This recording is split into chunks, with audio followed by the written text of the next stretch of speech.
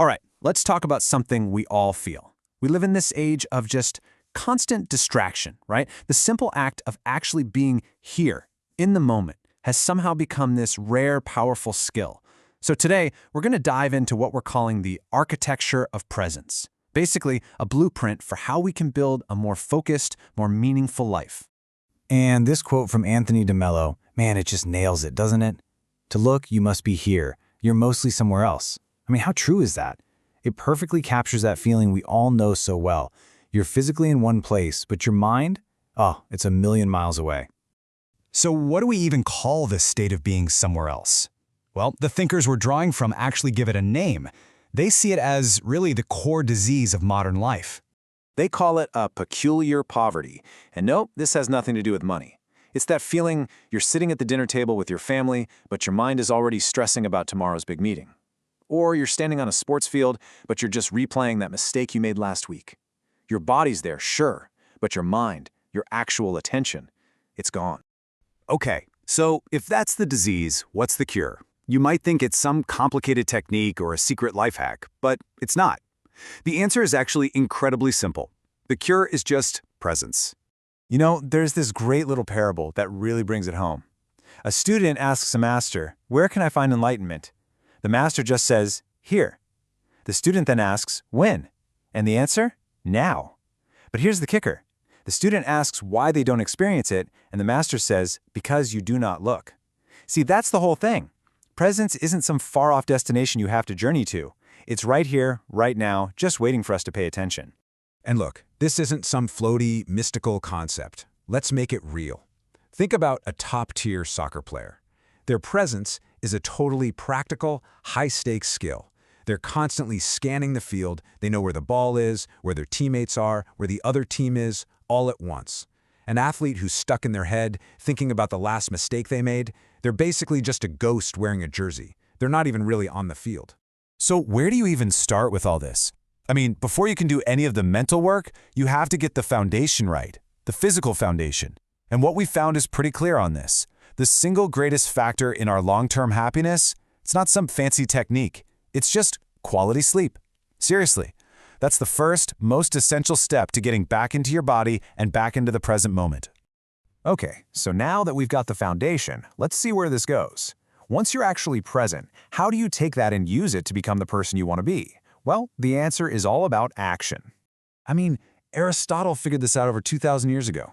He said, men become builders by building and lyre players by playing the lyre. Think about that. You don't become a builder by just thinking about it. You become one by actually picking up the tools and building something.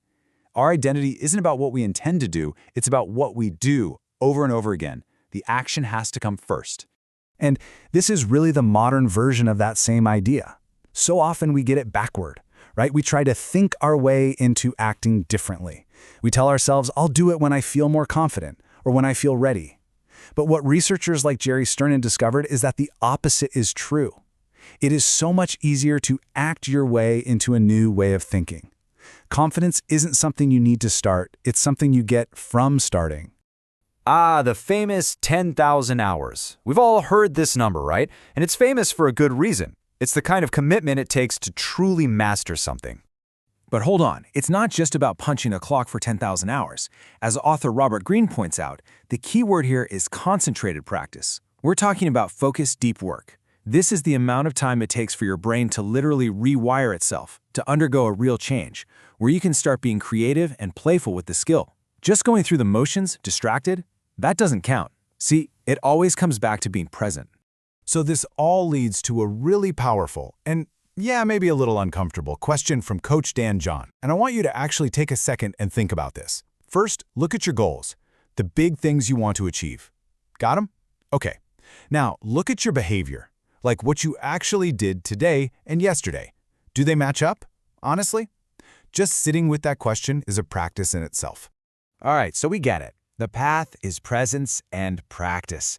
But let's be real, it's not that easy. That path is loaded with obstacles. So now we're going to talk about the enemies of our attention, the ones that come from the outside and the ones that are already inside our own heads. Let's kick things off with an external enemy. There's this great story about the legendary golfer Sam Snead. He's in a big tournament, he's playing lights out. Then, right before the final round, another player just casually walks by him and says something like, "Hey Sam, your left elbow's flying around a bit." That's it, just a few little words. And that one little comment completely got inside his head. All of a sudden, he's self-conscious, he can't focus, and he played terribly. He learned a huge lesson that day about mind games. So from then on, whenever someone tried to pull that stuff, his response was simple and just brilliant. He'd just say, "Hey, beat me with your clubs." What he's really saying is, "I'm not playing that game inside my head with you. If you're going to beat me, you have to do it on the course." But you know, sometimes the enemy isn't an opponent trying to get in your head. Sometimes the enemy is already in there. For someone like Eleanor Roosevelt, that critical voice was one she'd been hearing her whole life. She was told over and over that she was plain, that she was unremarkable, and deep down she believed it. The enemy wasn't outside, it was within. So what was the care for that? It wasn't some self-help technique. It was a person, a teacher named Marie Souvestre, who gave her this incredible gift. She was just fully present with Eleanor. And with her attention, her presence, she was basically saying, "I see you. You are so much more than what they've told you you are." It's amazing, right? Sometimes the most powerful healing we can get comes from the focused, caring presence of another human being. So where does all of this take us? Let's try and pull all these threads together into a simple, powerful philosophy for life, into what the source material calls the only game worth playing. This Tanzanian proverb, it's really the quiet heartbeat behind everything we've discussed. Little by little, a little becomes a lot. Think about it. That 10,000 hours, developing a skill, building who you are, none of it happens overnight. It all comes from those small, consistent, and most importantly, present efforts that just add up over time. And really, you can boil it all down to a super simple, guiding ethic. Think of it like sportsmanship, but for life. First, work hard. Not because you have to, but because you love what you're doing and you're committed to the process. And second, be kind. Because you get it. You understand that everyone else is carrying their own struggles too. It's about chasing excellence, for sure, but never forgetting to be a good human along the way.